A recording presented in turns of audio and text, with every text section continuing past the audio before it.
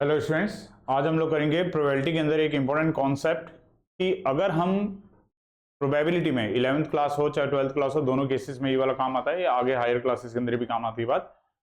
कभी कभी हम प्रोबेबिलिटी के क्वेश्चंस को हम कॉम्बिनेशन का यूज करके सॉल्व करते हैं और कभी कभी हम बिना कॉम्बिनेशन के भी सॉल्व कर लेते हैं। तो कब हमें कॉम्बिनेशन का फॉर्मूला यूज करना है और कब हमें कॉम्बिनेशन का फॉर्मूला यूज नहीं करना है, इस बारे में आज हम लोग बात कर रहे हैं। तो टॉपिक है हमारे पास use of combination in probability. तो देखिए, जब हम कभी किसी बैग में से बॉल निकालते हैं, तो जब हम बैग में से बॉल निकालेंगे, अगर हमारे पास एक बैग है, उस बैग के अंदर कुछ बॉल्स हैं, तो हमारे पास बॉल निकालने के 3 तरीके हो सकते हैं।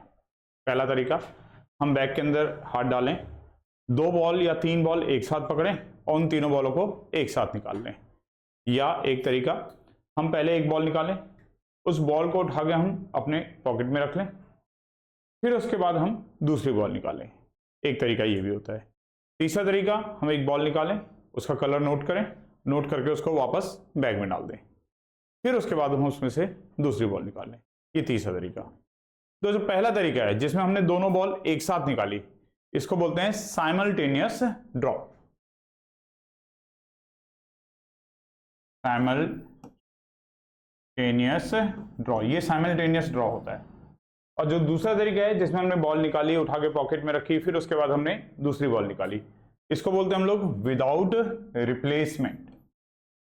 इसको बोला जाता है विदाउट रिप्लेसमेंट। तो जब आपके पास क्वेश्चन साइमल्टेनियस ड्रॉ का होगा या विदाउट रिप्लेसमेंट का होगा, साइमल्टेनियस ड्रॉ या विदाउट रिप्लेसमेंट, तो ऐसी कंडीशन में आप लोग यूज करना कॉम्बिनेशन। कॉम्बिनेशन यूज करने का फायदा यह होता है कि आपको केसेस नहीं बनाने पड़ते। कभी कभी क्वेश्चन में 4 बॉल 5 बॉल ऐसे ड्रॉ जाएंगी तो बहुत सारे केस बनते हैं, तो इतने सारे केसेस हमें नहीं बनाने पड़ते हैं। इस फॉर्मूले का यूज करके हम बिना केसेस बनाए अपना क्वेश्चन सॉल्व कर सकते हैं। फॉर्मूला होता है n factorial r factorial n minus r का फैक्टोरियल। NCR का फॉर्मूला है। n क्या होता है, r क्या होता है, ये हम क्वेश्चन के साथ समझ लेंगे। वैसे 11th क्लास का ही टॉपिक है, 11th क्लास में भी आप लोगों ने पढ़ा हुआ है। दूसरा तरीका जो मैंने बताया था कि हमने बॉल निकाली, बॉल उठा के देखा, उसका कलर नोट किया और उसे वापस बैग के अंदर डाल दिया, उसके बाद फिर हमने दूसरी बॉल निकाली। ये हुआ विद रिप्लेसमेंट। अगर क्वेश्चन आपके पास विद रिप्लेसमेंट का है,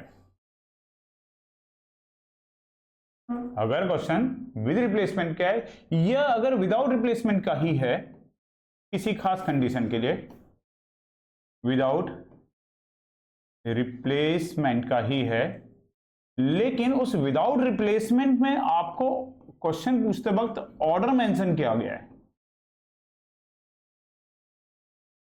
ऑर्डर से क्या मतलब है, जैसे आपने 2 बॉल निकाली, आपको बोला गया है कि first ball should be red and second should be black.